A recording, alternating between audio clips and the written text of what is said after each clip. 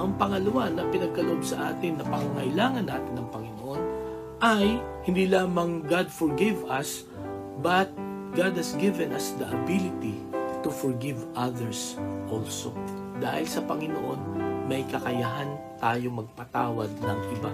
Dahil pinatawad tayo, dahil naranasan natin ang pagpapatawad ng Panginoon, tayo po ay may kakayahan din sa lakas at biyaya ng Diyos na magpatawad din ng iba.